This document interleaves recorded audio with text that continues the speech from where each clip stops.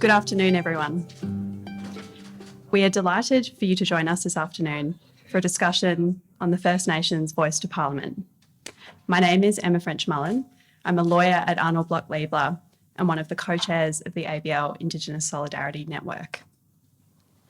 We would like to begin the proceedings today by acknowledging the traditional owners of the land on which we gather, the Wurundjeri people of the Kulin Nation. We acknowledge their enduring and unbroken connection to this land, of which they have been custodians for more than 60,000 years. We acknowledge that their sovereignty of this land has never been ceded. We pay our respects to their elders past and present, and we walk in solidarity with them in the continuing struggle for justice, recognition, and true equality. Before we begin, there are a few housekeeping matters. If you have not switched your phone off, we ask that you please do so now. As you can see, we have cameras set up in the room today as this discussion is being recorded. We also have members of the media joining us this afternoon. To locate the bathrooms, please return to reception and our reception team will guide you from there. Finally, today's discussion will conclude shortly before 2 p.m. You are, of course, most welcome to stay and chat afterwards. I now welcome to the lectern Mark Leibler, a passionate advocate for the Uluru Statement from the Heart and senior partner for Arnold Bloch Leibler.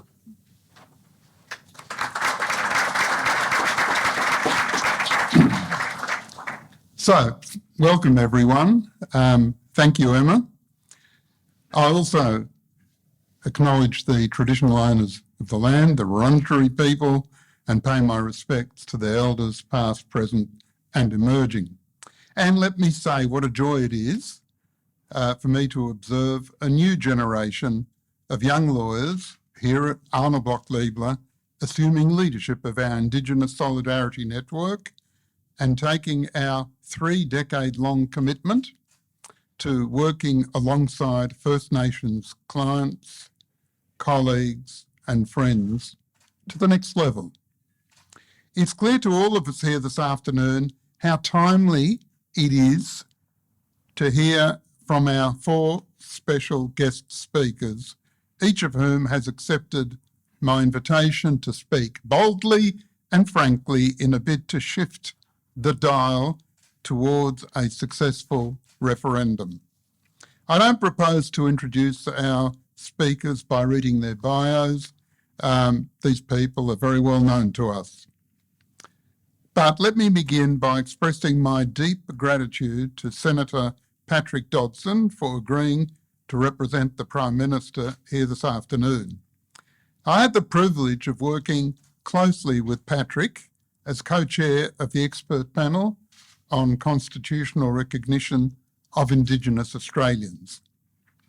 And while I was fortunate enough to have the extraordinary Pat Anderson as my co-chair through most of the tenure of the subsequent Referendum Council process that culminated in the Uluru Statement from the Heart, my original co-chair there was also Patrick Dodson.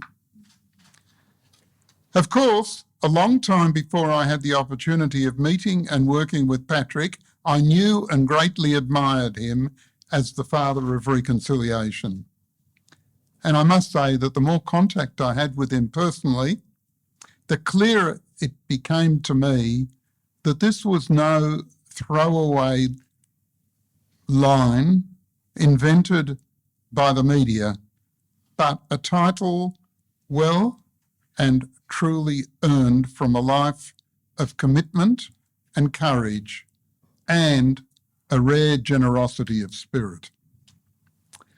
To our other special guests, Ken Hayne is a giant of the law. Perhaps best known for his role in overseeing the Royal Commission into banking and financial services sector, Ken served on the High Court for 18 years.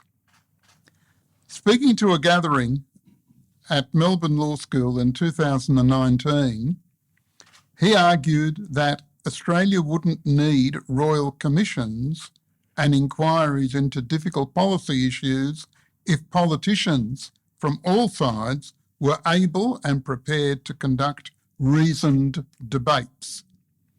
The speech highlighted the Uluru Statement from the Heart and its call for a First Nations voice enshrined in the Constitution, suggesting the issue had been hijacked by vested interests working to derail debate. Too often, he said, the information that is available is neither read nor understood. And even if the information has been read and understood, debate proceeds by reference only to slogans coined by partisan participants. Ken spoke of the voice again when he delivered the Sir Zelman Cowen oration in 2020, again in the context of calling out the growing tendency among politicians and commentators to sell the electorate short through sloganeering and the peddling of false and misleading ideas. Ken, it's an honour to have you here, and I know our guests look forward to hearing whether your perspective on the voice debate has changed a couple of years down the track.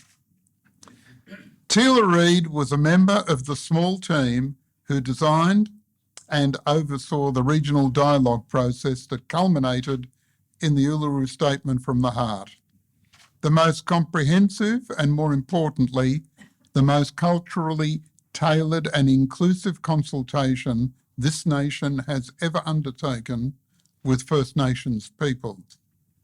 I was deeply affected by an essay of Teela's published in the Griffith Review in 2020 titled The Year of Reckoning, Not Reconciliation.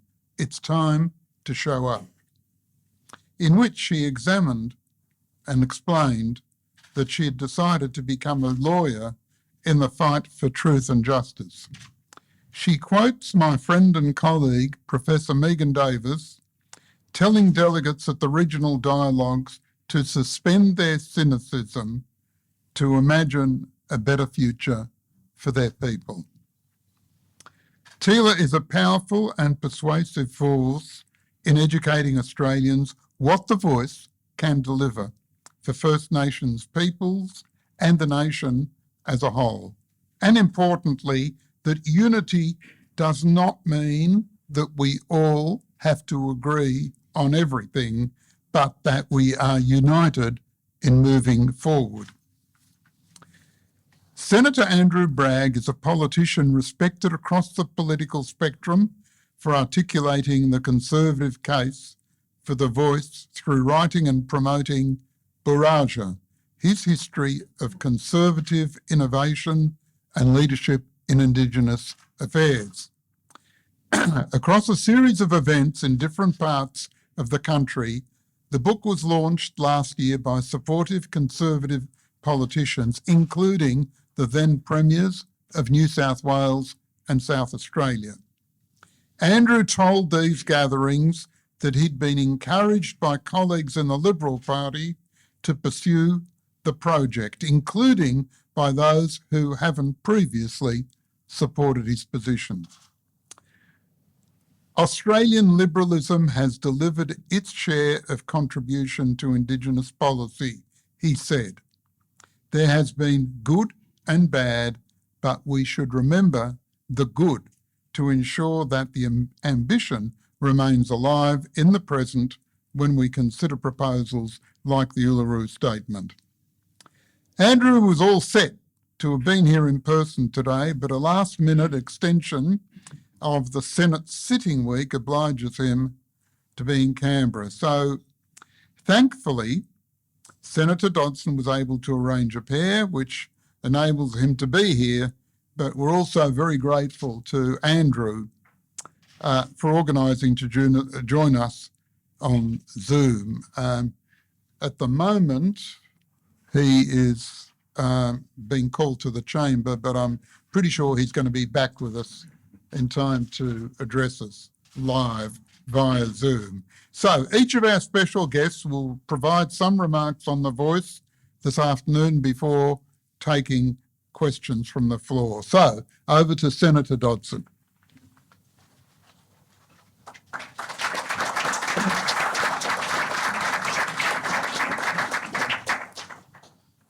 Thank you, Mark, and thank you for organising this occasion, and thank you for the work that Arnold Bloch Leibler does. Peter Seidel, I acknowledge you for the work that we've done in the past and the continuing work that you do as well. I want to acknowledge Mr. Briggs, Paulie Briggs from Shepparton, who does marvellous work with the Yorta Yorta people and for the state of Victoria and for the Aboriginal people of this state. Of course, I acknowledge you all that are here and those that are out there somewhere in the netherworld. I want to acknowledge the traditional owners of the land, the Wurundjeri peoples of the Kulin Nation. And I hope you're not disappointed that this is not a legal treatise. I'm not going to deliver that. You are far smarter than I am in the law. But it is about the legal tradition. It's about colonisation, it's about settlement, and it's about nation building and the way the Western frameworks interface with the First Nations peoples and their traditions and customs and practices. In my part of the world, we call the origins of our particular uniqueness the Bulgarigara, the time before time began, the time when the world was soft and the creation brought it into form and gave laws and practices and protocols known as kinship systems and known as obligations under those kinship systems. The interface of the two laws, of course, have been a cause of some innovation, but mostly a lack of empathy and accommodation within our legal Western framework. So where are we today? We're at the very important opportunity space where the legal and moral imperatives that underpin our nation's foundations and its institutions and its frameworks is what we will be given the opportunity to vote upon in a referendum, to respond to the invitation by the First Nations peoples at Uluru to have a voice placed in the Constitution so that the First Nations peoples can comment to the Parliament or the Executive Government on laws and matters that are going to affect their lives. After 250 years, that's not a bad start. But it is a very, very important matter for us as a nation because it gives greater credibility to our recognition that terra nullius was a lie and that these lands were in fact stolen, taken without consent from the First Nations peoples, and that they've been subjugated to policies and practices of the Crown over those 250 years. What it does do for us is give us the opportunity to relay the foundation of the relationship in a better way than what we did in the past.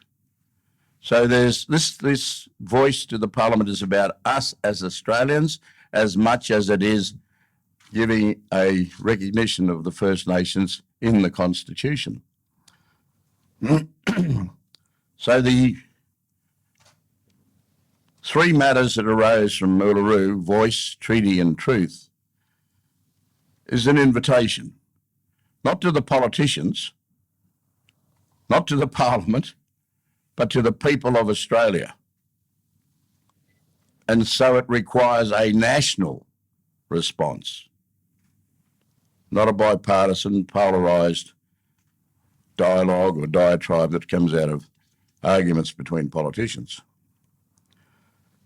I have this privilege under the government of being called a special envoy, and I assist in the effort to realise the government's clear commitment to implementing these three matters in full and in time, initially starting with the voice in the Constitution as our first priority, which we intend to try and achieve within this sittings or this period of Parliament, but certainly in the next financial year.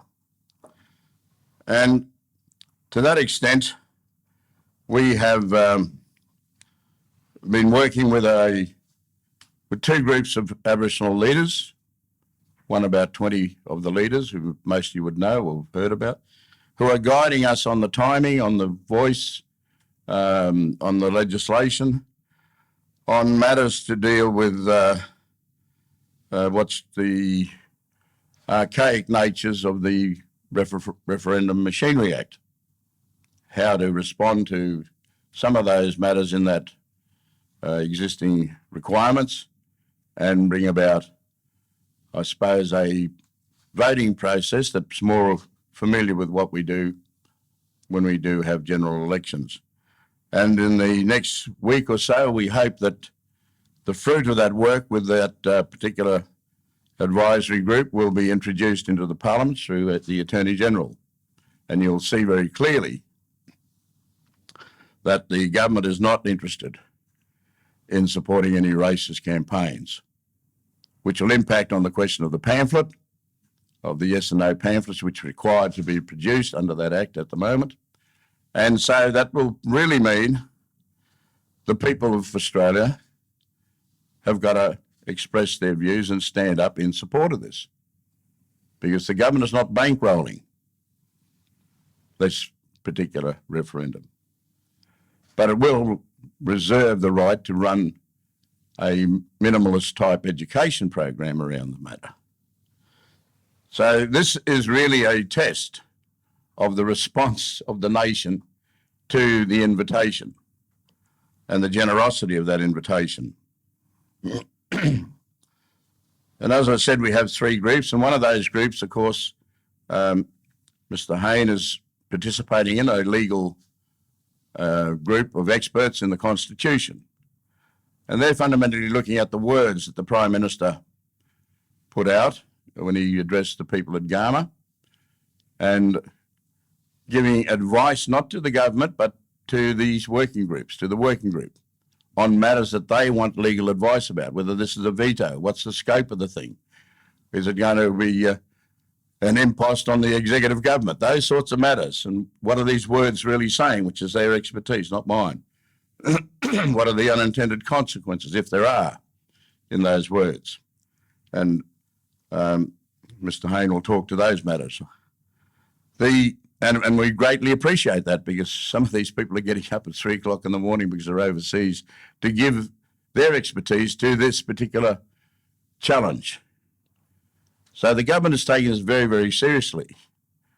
We're not interested in the party politics, in the adversarial stuff that goes on every day in the week. We are interested in giving the Australian people the best opportunity to consider and to respond, hopefully in a positive way, to a referendum. And you know the history of referendums. We aren't very good at changing our constitution when the sovereignty resides within us as the people of Australia to do so. But the body, there's been some outcomes from the working group,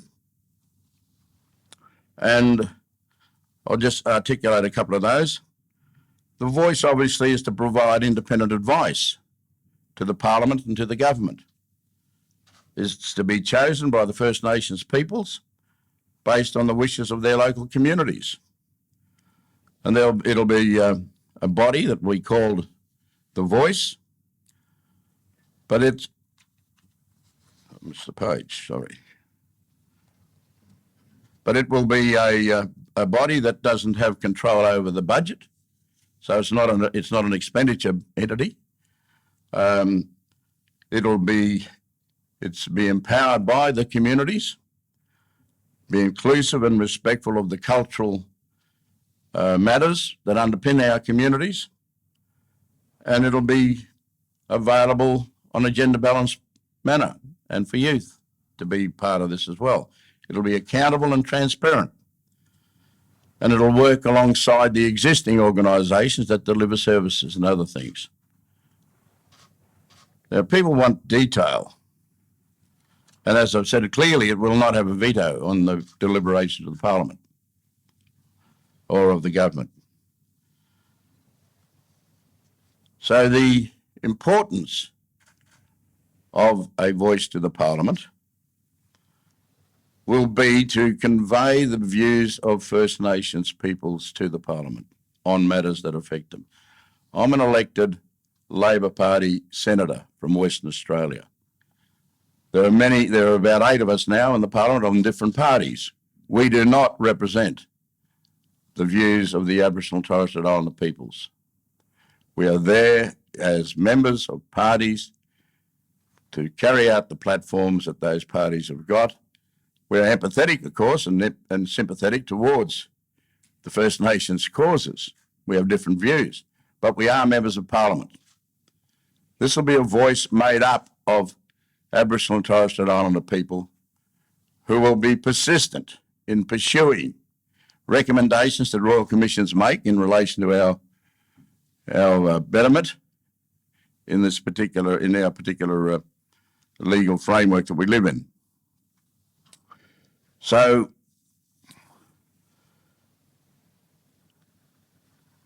the debate about detail is a bit of a misplaced debate, because the detail, if you look at the 3 words, the 3 stanzas that the Prime Minister underpinned in his speech in Garma, was basically that there will be a voice for First Nations peoples to the Parliament.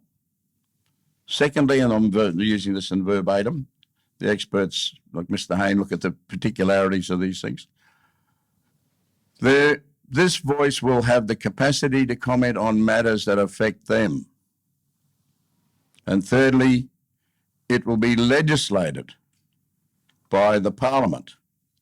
So the detail of the legislation, the powers, functions, purposes, accountabilities, etc., will be determined through the normal hurly-burly of Parliament,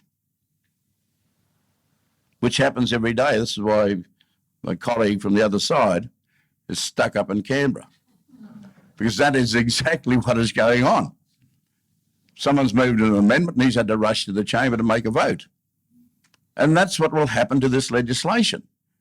There's nothing magical here. There's no secret way that something's going to get in to the legislation that the public does not know about, that the Parliament will not debate and move amendments to. So it's a complete furphy to want to know all the detail and every detail about the voice. The substance of the referendum is the words that will go into the Constitution. That's what you've got to look at. You've got to read, understand, and make your minds up about. And as lawyers, no doubt you will have your views about how it could be rephrased, or you might just have 2 sentences or instead of 3 sentences. I don't know, but that's your privilege. We're working off the words that the PM's put up, and there'll be modifications in areas where they have to be because of the expert advice that we get. But that's what the referendum's about. The detail will be subject to the hurly-burly of Parliament, as we do with every piece of legislation. I would hope that, and I'll finish on this note, I would hope that the bipartisanship can be achieved across the chambers and in the Parliament, because this is not about the politicians. This is about us trying to rise above our normal combative spirits to do something good for the nation and to show the leadership after 250 years that we do respect the First Nations peoples in this country, and we do want to see them recognised in the Constitution of this country. Thank you.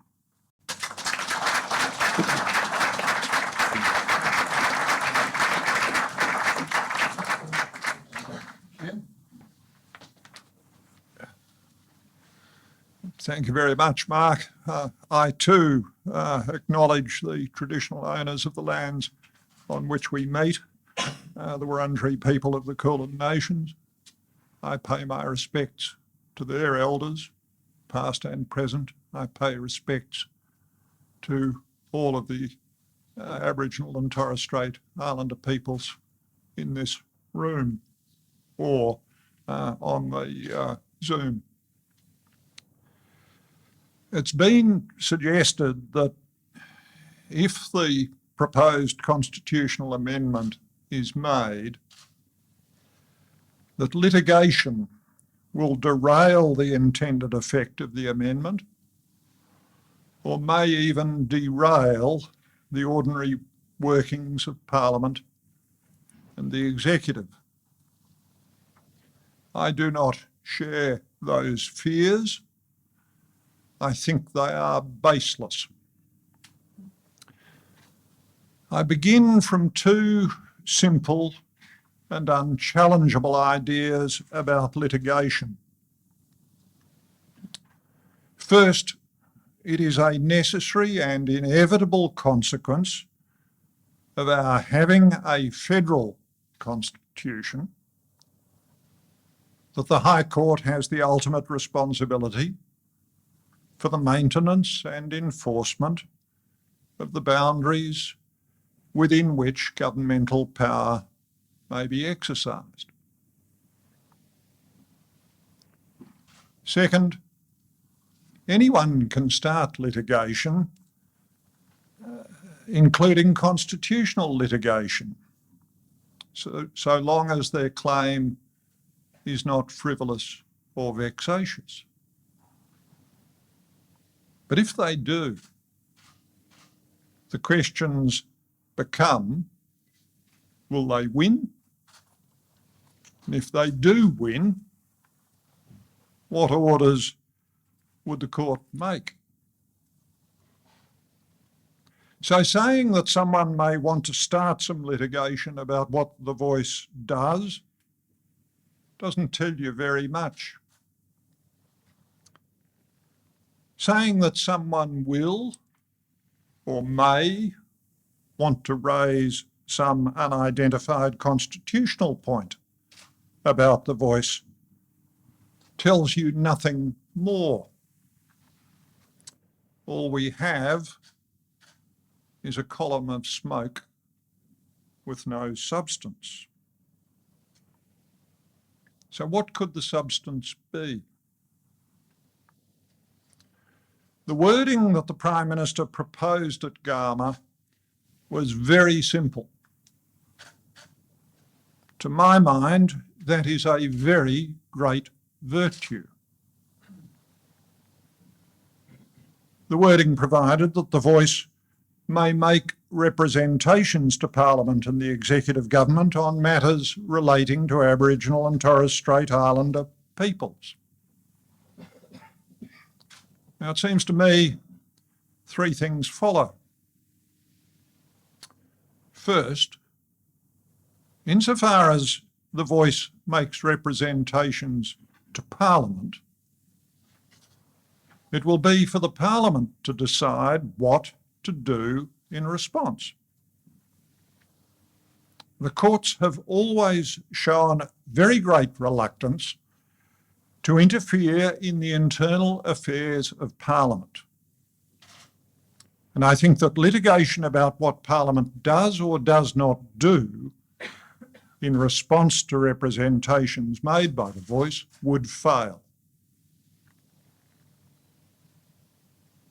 Now, second, could there be litigation about whether what the voice said or proposed to say was within the constitutional description of the subject for representations?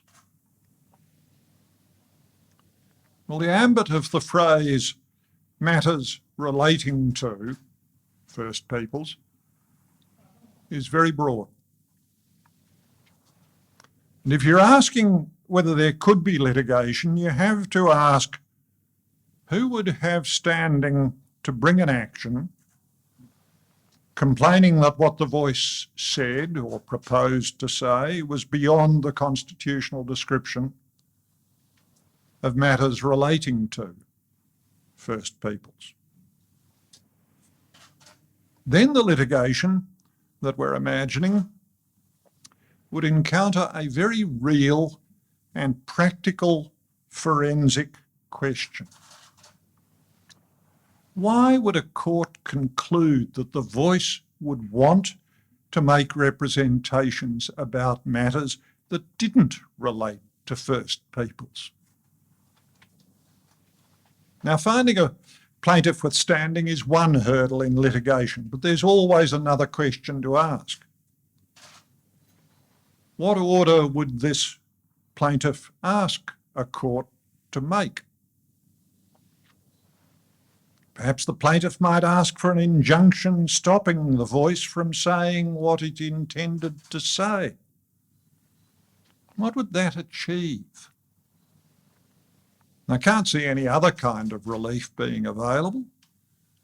So what would the point be of this litigation that we're imagining?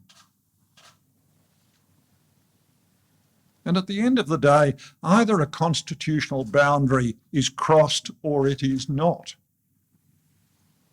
As you see, I very much doubt that there will be a case where the boundary is crossed. But if it is, why should we fear the High Court doing its job of deciding cases according to law?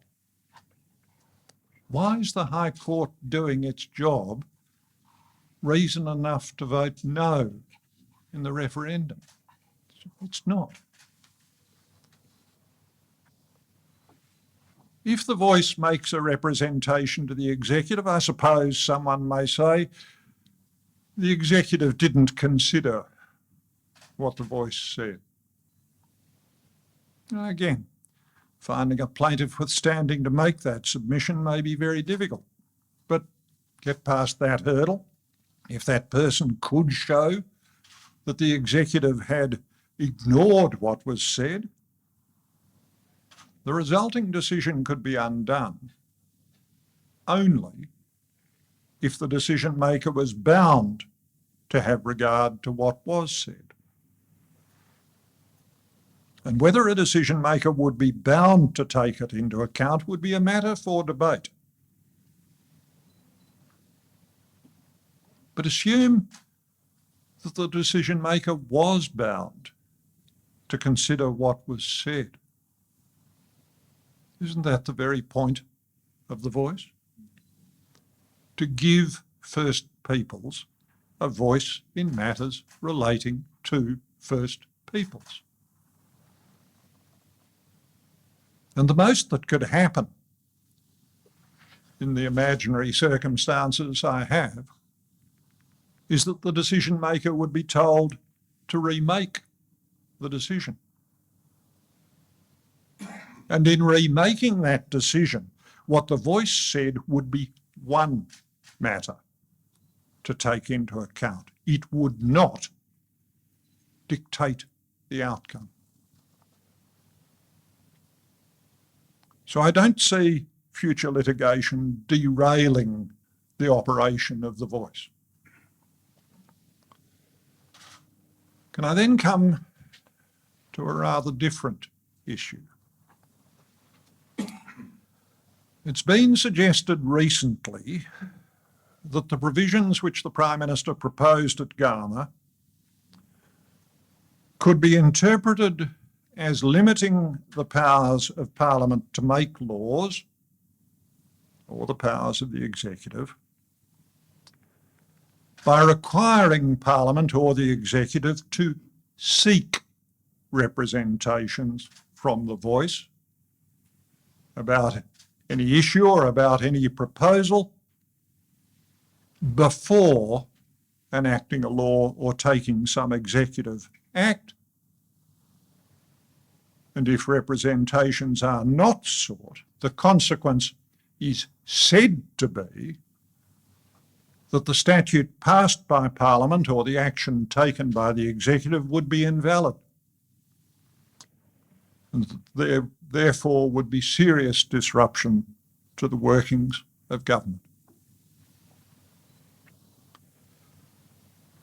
The proposed provisions cannot be interpreted as having this effect. And when I say cannot, I mean that the suggested interpretation is simply not open. It is not what the words may make representations say. It is not what those words mean. The proposed amendment says nothing at all about the existing powers of the Parliament or the Executive. The third clause in the proposal provides for the Parliament to make laws about the composition, functions, powers and procedures of the voice, but neither expressly nor impliedly does that clause or any other element of the proposed amendment qualify, amend, detract from the existing lawmaking or other powers of the Parliament or the Executive.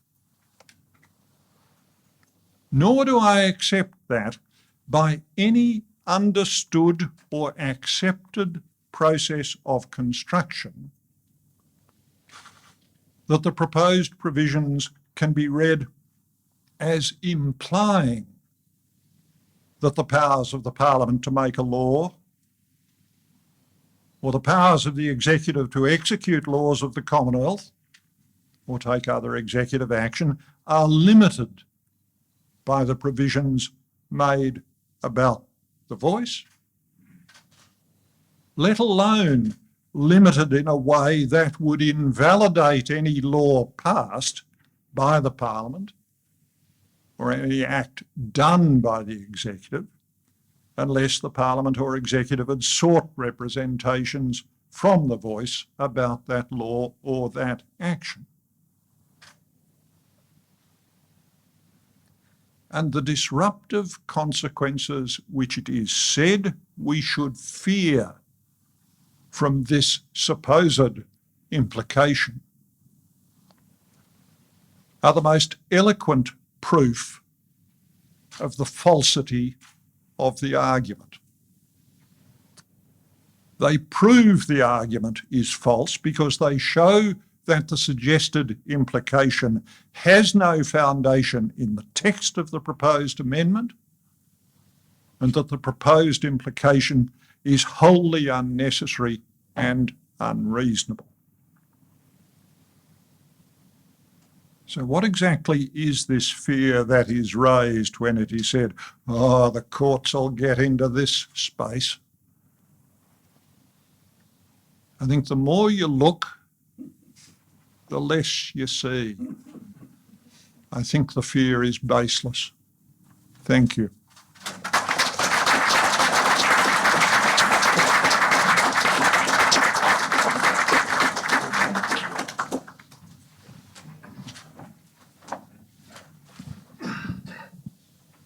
Before we start, welcome to Andrew Bragg, just in time. We can't hear you. Watch it's a good thing. Nurembang, Marang, Yinyagi, Yama, Yuandi, Teela, Nadu, Winang Nangai, Yinjamara, Marangay, May, Jurinya, Waranji Kulanbu, Nurembangabu. This in Wiradjuri language, I respect the first peoples to be born to this country. I acknowledge the Wurundjeri people of the Kulin Nations as the first peoples of this country. Thank you, Mark Leibler, for the invitation to be here today, for your long legacy of work and solidarity with First Nations peoples, and in particular, your work with the Referendum Council.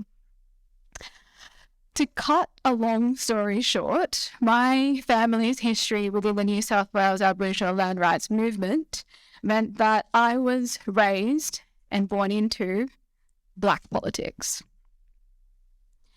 Black politics, like any politics, blue, green, red, or teal, is rigorous. Like any political party, there is debate. Debate, after all, is crucial to a flourishing democracy. Diverse opinions are essential to stimulate ideas and create solutions to the problems we face as both the people and the planet. Where there is debate, there is bound to be a difference in opinion. However, where there is debate, there is not always the logic of reason. My thinking on the concept of recognition of First Nations in our national life grew from my interest of imagining and writing about an Australian republic. My ideas became more robust back then as I observed what was Black activism rally against the government-driven campaign called Recognise. To its credit, Recognise did create public awareness about the concept of recognition. However, it had not sought First Nations input, nor had there been settled a model of recognition that First Nations had agreed to. It was when I was working for the Honourable Justice Lucy McCallum of the Supreme Court of New South Wales, our Chief Justice of the ACT, that I was invited into this process that underpinned the Uluru Statement from the Heart. I was a working group leader on Section 5126, the race power of the Australian Constitution. One of 5 models of recognition discussed in the constitutional dialogue process. The catalyst for the constitutional dialogue process was the Kirribilli Statement in 2015. If Australia was in fact listening to First Nations voices at this time, the Uluru Statement would not have been a surprise. The Kirribilli Statement insisted the way forward on the notion of recognition must be determined by the First Nations, and it stated, I quote, "A minimalist approach that provides preambular recognition, removes Section 25, and moderates the race power, Section 5126, does not go far enough and would not be acceptable by Aboriginal and Torres Strait Islander peoples," end quote. This led to the establishment of the Referendum Council, following which 3 meetings prior to the 13 constitutional dialogues, where a select group of First Nations peoples discussed the concept of recognition and tested the idea of constitutional dialogues that were then designed and conducted at 13 sites beneath the southern sky. The process involved a cross-section of the First Nations community. It was structured and it was principled. Finally, First Nations peoples had an opportunity to provide input into the form of recognition and what would be acceptable. These were difficult debates and challenging conversations. There were tears, there were walkouts. It was Black politics in action. I understood that this struggle was not easy, and that building consensus across the continent would be an enormous task. We are in the race of our lives.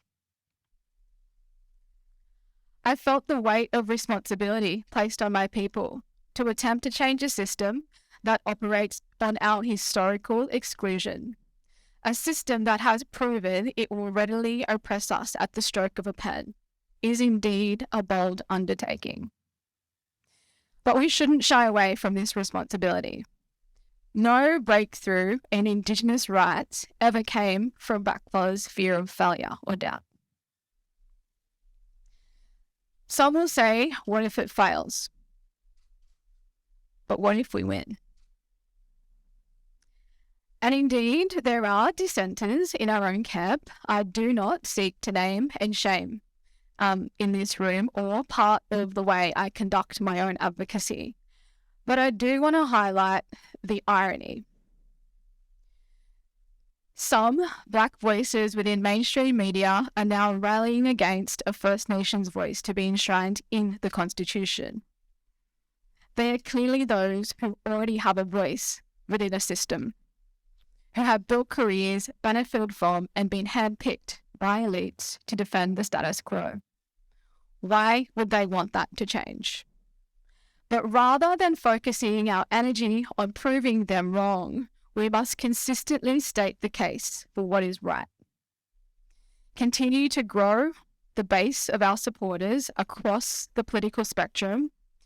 And when we consider the risks of referendum failure, when we question the hard work and advocacy of those elders who charted the path forward for our nation, written in the roadmap set by the Uluru Statement, the greatest risk is not giving this a shot. We cannot bow out now because we are at a critical juncture in this debate. We must see it through. We must continue to chart that course forward to the finish line for the majority of Australians on the notion of recognition of First Nations peoples who understand this is a fair and reasonable proposal. Yesterday, Reconciliation Australia announced its 2022 Reconciliation Barometer. 93% of all Australians believe it is important for Aboriginal and Torres Strait Islander people to have a say in matters that affect them. 86% of Aboriginal and Torres Strait Islander people believe it is important to establish a representative body. 87% of Aboriginal and Torres Strait Islander people believe it is important to protect an Indigenous body within the Constitution so it can't be removed by any future government. While some people's experiences of racism remain high, what is clear is that Australians want to be part of change. There is an opportunity before us to create a more just future. Every Australian leader in the modern era has been extremely conscious of this unfinished business. As noted by the Referendum Council in its final report, all Prime Ministers of the modern era understood this historical exclusion of First Nations peoples. The Referendum Council noted, I quote, Prime Minister Whitlam spoke of the need for Aboriginal and Torres Strait Islander peoples to take their rightful place in this nation.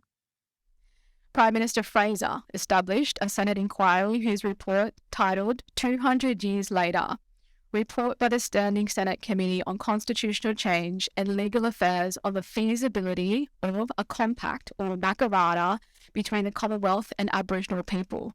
This was delivered at the 1983 election. Prime Minister Hawke sought to respond to the Barunga Statement with his commitment to treaty, but that never came to pass. Prime Minister Keating said, I quote, how well we recognise the fact that, as complex as our contemporary identity is, it cannot be separated from Aboriginal Australia, in his Redfern speech. Prime Minister Howard committed to a referendum on the eve of 2007 federal elections saying, I quote, I believe we must find room in our national life to formally recognise the special status of Aboriginal and Torres Strait Islanders as the first peoples of our nation, end quote. Prime Minister Turnbull initially dismissed the Uluru Statement, labelling it a third chamber. Prime Minister Scott Morrison and the Coalition won the 2019 election on the policy platform for a referendum. 160 million was earmarked, but they continued to question the form of recognition as mandated by the Uluru Statement from the Heart. Prime Minister Albanese, in his speech, has promised a referendum on a First Nations voice to be enshrined in the Constitution. We must not let this opportunity pass us by. It is up to us, the people of Australia, to make this happen in our lifetimes.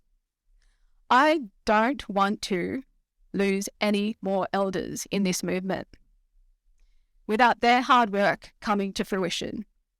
I do not want to hand the baton over to the next generation to do this work. So finally, let me be clear. It is not necessarily the law that is difficult in this context. It is the politics of fear that we must navigate in order to persuade the double majority. It is not the detail of the voice that is missing. It is the failure by some who refuse to see the importance of addressing the gaping wound in Australia's heart, the recognition of First Nations people. It is not that the voice is not what the voice will look like that ultimately matters. It is how we articulate the purpose of a referendum process to guarantee that that First Nations voice is sustainable into the future. It is not just about the practical impact of a voice for First Nations peoples. It is as much a moral issue for non-Indigenous Australians. A First Nations voice enshrined in the Constitution is not the end point. It is just the beginning to telling a more honest story about our nation. Walk with us as the call to action goes, not in pity, but in solidarity, that our nation can do better and can be better. Let's stand on the right side of history.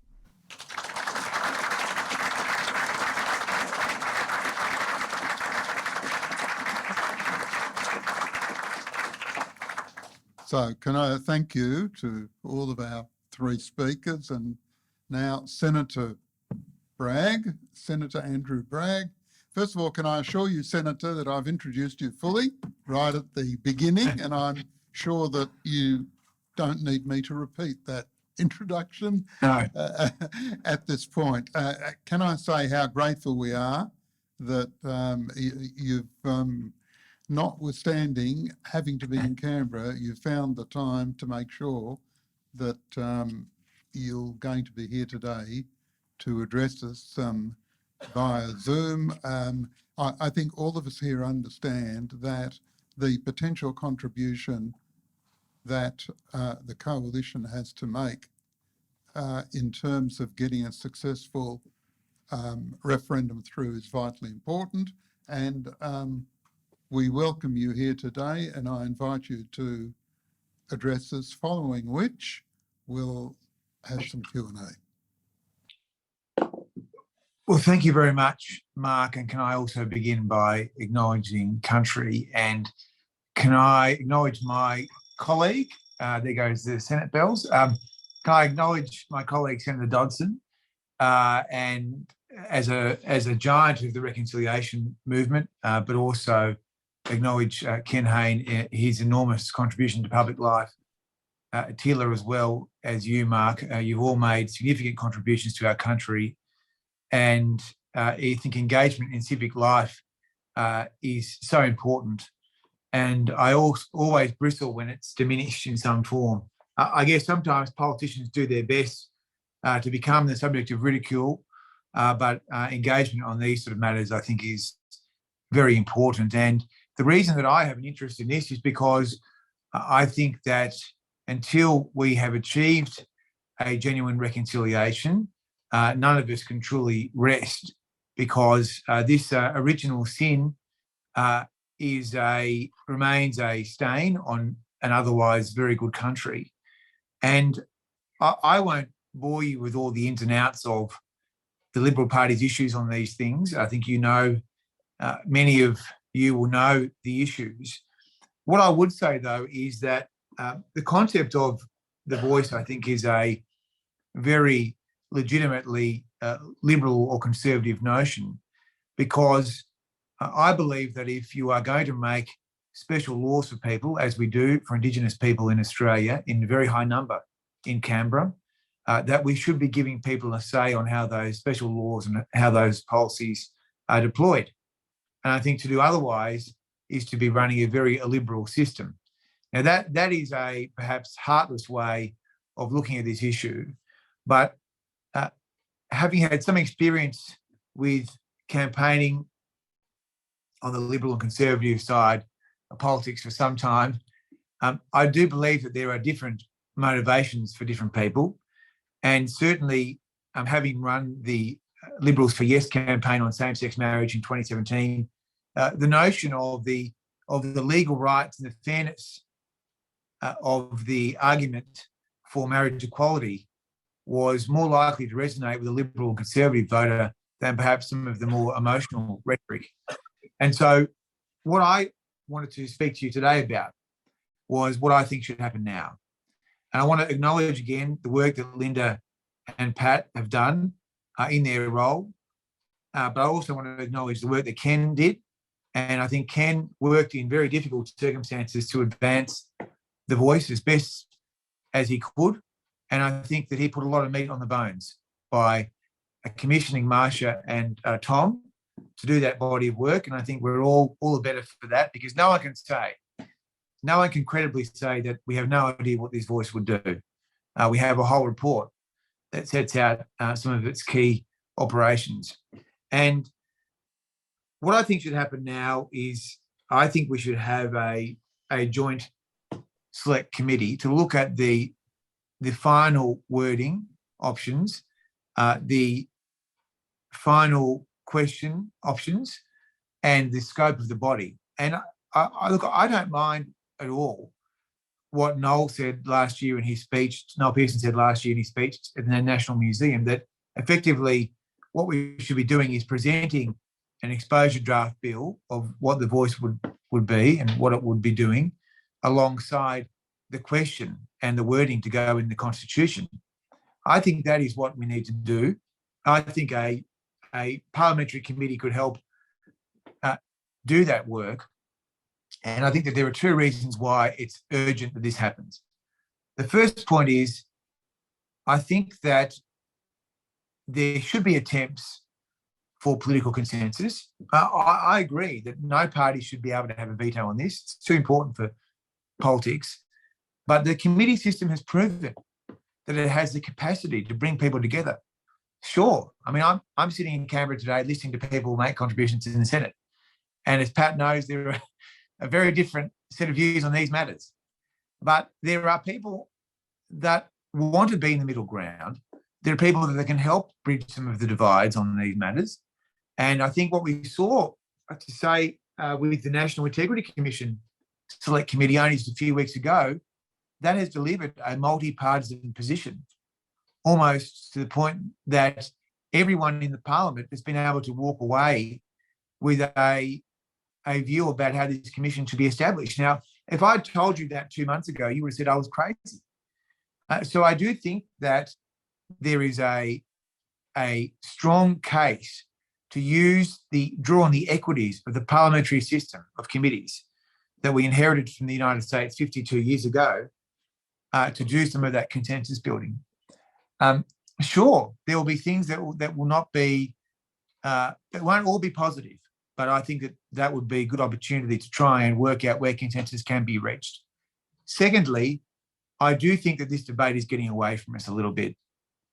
And on my side of politics, there has been a narrow casting of misinformation through to people who are notionally Liberal Party voters, members perhaps, and there is a repetition of misinformation and catastrophizing, which is bleeding into the support that we should have for what is a pretty rational and minimalist concept.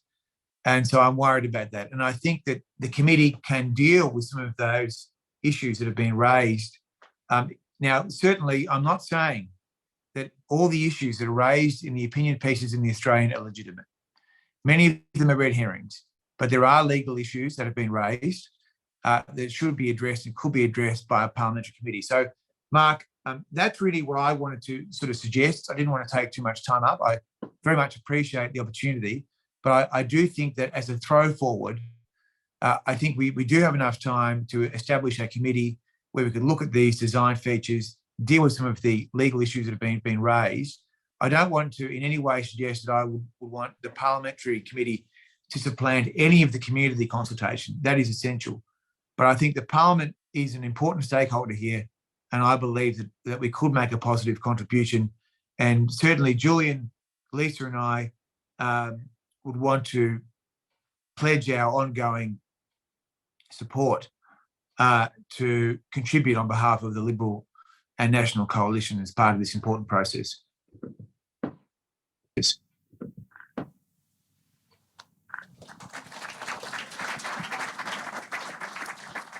I'm going to open this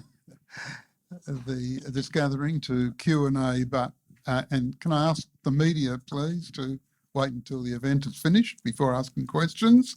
But I am going to, before Senator Bragg disappears into ringing Senate bells, I just want to get quickly one I regard as an important question, and that is, Andrew, you were quoted in The Guardian yesterday as saying that some members of the Liberal Party would view it as a minimum position to be allowed to campaign as they wish around the First Nations voice. So presumably you're one of those members, and I wanted to ask you whether and when you believe the party is going to formalise its position, and, well, do you have any advice for your leader, Peter Dodson?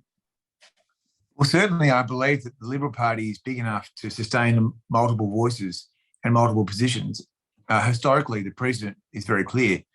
There were Liberals for yes and Liberals for no on the Republic. There was Liberals for yes and Liberals for no on same-sex marriage. So certainly that's the minimum position that we would have. We are, after all, called the Liberal Party. So I think that's a reasonable position. In terms of the timetable, I mean, I don't think that the timetable can be determined until there is a view on legislation that would be considered by the party room. So I think it'd be premature to canvass that now.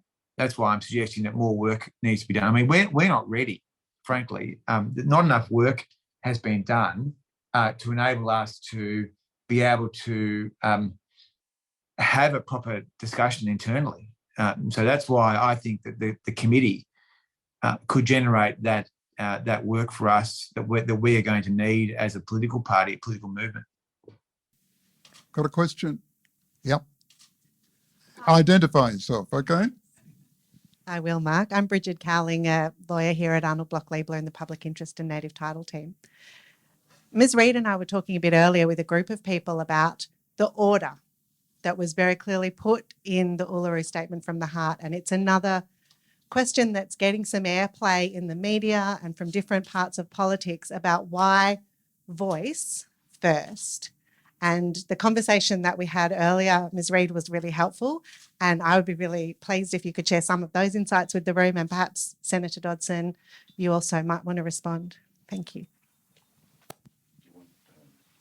Up to you. Is Senator Bragg still there? Yeah. No, he's gone. Well, look, the order is also a slight distraction. I'm not saying people didn't have good reasons for why they might have wanted things ordered in a certain way. You could have started with historical truth-telling and take another 50 years till we get some accommodation on an agreed narrative of our various positions that brought this modern country into its existence. Well, you could have started on the treaty-making process and said, rightio, we assert a position of sovereignty, let's get down to it. And then you just work out, well, who are the people you're going to deal with? And who has standing, or are they multiple treaties? And who are you treating with in terms of the Crown? So the matter that came from Uluru was very clear that wanted a voice that was secure, in as far as you can be secure in the Constitution, because of the history of legislated voices that were dismissed when they become inconvenient to the party of the day.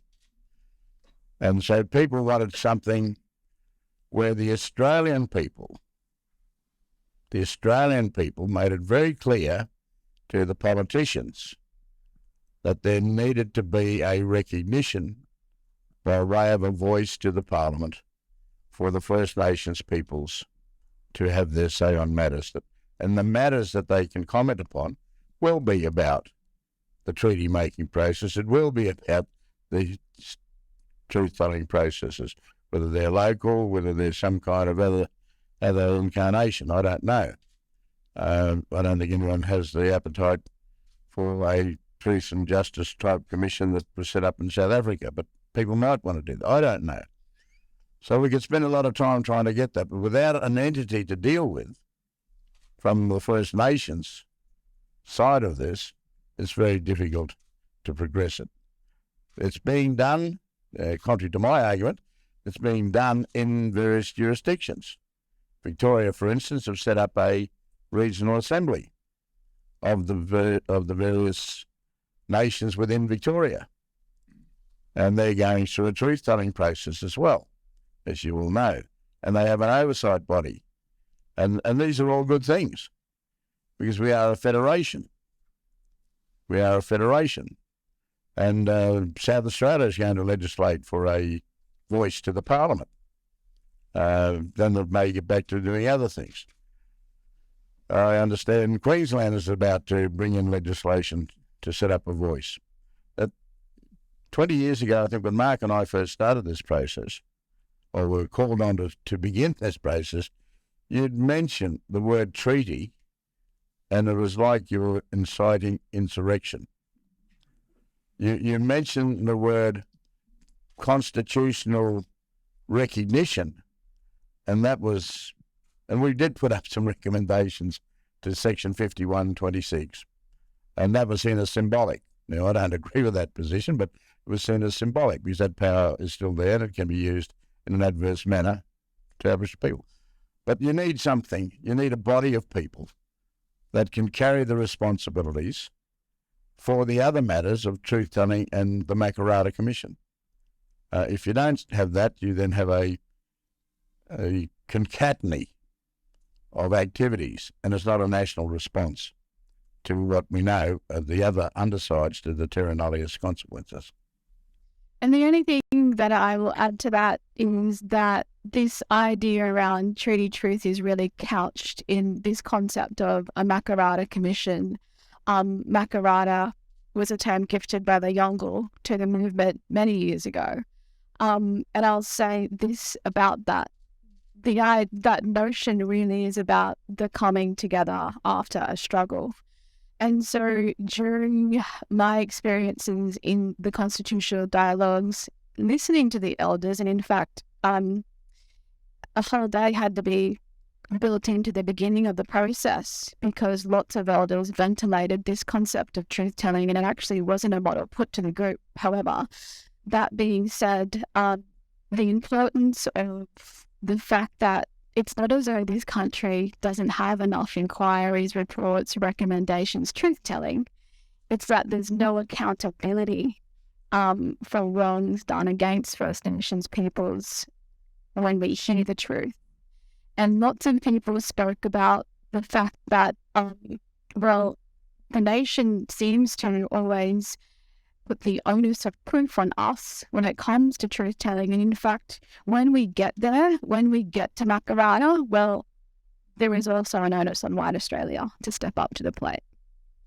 And so the obligation to put that voice in the Constitution first was specifically sequenced in this process as a result of looking at the Federation and the history of that, and how do we compel us to the table together, engage in a Makarrata dialogue that can heal this nation through the truth-telling component. Can I just add one other thing? I was at Barunga, if you remember what Barunga was about, when Bob Hawke was the Prime Minister. And he promised us a treaty. And I danced in the sand and enjoyed the revelries of the occasion. He came back to Canberra, and the opposition said, you won't have a treaty, and if you do, we'll tear it up. And then we had a 10-year process of reconciliation, which I chaired the first 6 or so years about. And that was supposed to bring us together through understanding and appreciation of all the historical dimensions of our history. And of course, we're still to argue, well, why do they need a voice? So we're very slow learners in this country. And so to jump straight into something without having a construct like a voice that you can deal with and work through these other, because the longer term matters. A treaty won't be, it's not like getting a contract done and, executed overnight. It'll take some time. Putting a voice into place that can guide all of that is tremendously important. Is that The risk of a no vote. Well, the risk of a no vote is pretty high if you take the referendum history into account. And so the consequence of that no vote will be what it is. And I'm not wanting to put pressure on anyone, but this is an invitation to the Australian nation. And it'll be a reflection on us of being incapable of responding to a very simple invitation to have a say in the affairs that the Crown decides upon on our behalf. Now, I don't think anyone in an intelligent world would even see that as something possible in a democracy like Australia. But if there were to be an adverse result in the referendum, then obviously the Parliament and the government and Parliament will need to consider that. It doesn't diminish the need for a voice to the Parliament because the principle still stands. The Parliament needs to take account of what First Nations people think on matters that they're going to make laws about. It doesn't get rid of the historical legacies that we need to reconcile and deal with, the truth about our intertwined histories. And it doesn't get us anywhere down the way to developing an appreciated and a collective narrative on who we are as Australians going forward. So all of those matters still confront us. It'll be an awful thing, but it won't stop the process of reconciliation, because all you've done is put another stop sign in the process towards reconciliation. It hasn't terminated it. It just puts another stop sign, a big stop sign, that is unnecessary. I just think that there is the real risk, especially around, as campaigners we've spoken about, the mental health impacts that that were reflected in the marriage equality campaign, and what that might have as a consequence. But in terms of my advocacy and vision for this country, I'm absolutely running at this question as though we will win it. And the fact that I think, the Prime Minister has committed us to this process, it means every single one of you sitting here are campaigners. It means every single Australian has to take ownership and responsibility of this movement for what it means to our nation. And so, there is always risk in approaching anything like this, but the bigger risk for me, and what we've seen in our communities beyond cities, in the regions, in the remote areas, is the greater risk is not giving this a shot, because the status quo is so dangerous for us right now. Something has to change in this country. Can I just add this, and it's a very basic point. The proposal is about a principle. That's why the proposal is as simple as it is. The principle is recognition and giving a voice. Not the machinery, not the understructure or overstructure, superstructure, the principle. And the debate has to grapple with the fact that this is a point of principle. I think the principle is unanswerable, but we need to focus the debate always on the fact that this is a debate about principle. And why is it about principle? Because it is to go into the Constitution. You put principles in a constitution. You put principles about government and organisation of the society in your constitution. And the machinery comes later. But let's focus on what this is. principle. I have one question for, well, in particular to Ken Hayne. A number of commentators, one in particular who shall remain unnamed, have more than once cited unnamed constitutional lawyers describing the proposed amendment as a practical and legal disaster that will require ongoing clarification by the High Court. Now, have you got any idea who these unnamed senior counsel might be? Are so many of our senior counsel around that have these views that are shrinking violets? They dare not speak openly.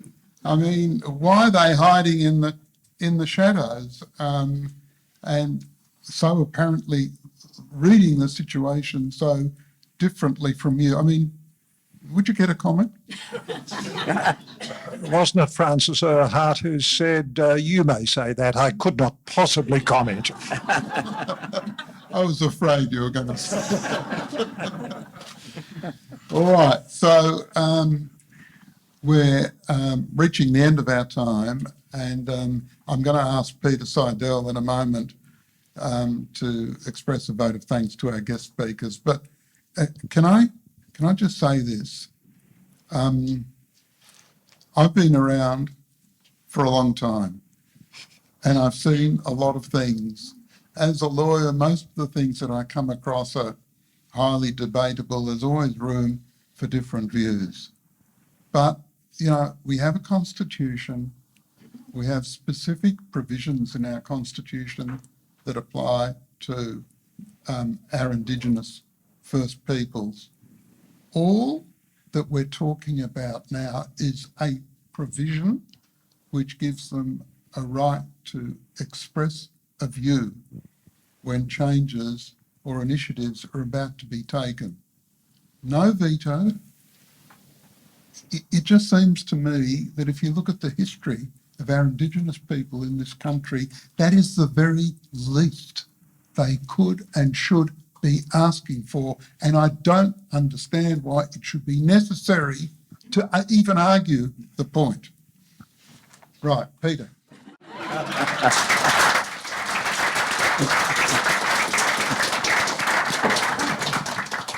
Thank you, Mark, for your very passionate ending, and it's part of the theme of today, walking with passion. Like others before me, I want to acknowledge the Wurundjeri peoples of the Woiwurrung language. We have the privilege of calling the Wurundjeri peoples our clients, and over the years we've had the honour of learning firsthand about Wurundjeri tenacity and resilience and truth-telling, and it has guided our own Indigenous Solidarity Network and our statement of commitment. And so we honour the Wurundjeri peoples and First Nations peoples all over. When I first started at Arnold Bloch Leibler 30 years ago, one of my first things, it was quite intimidating. I went up to the late, great Ron Caston's chambers to talk with Ron and other council, with a group of Paul's peoples, the Yorta Yorta peoples, about the Yorta Yorta native title claim. And I was sitting next to another late, great person, an elder, Auntie Liz Hoffman. And I think my leg was shaking at the time. And she put her hand on my leg and she said, there's nothing to worry about. There's nothing to fear. Nothing about us without us. If you remember that, you'll hold yourself in good stead.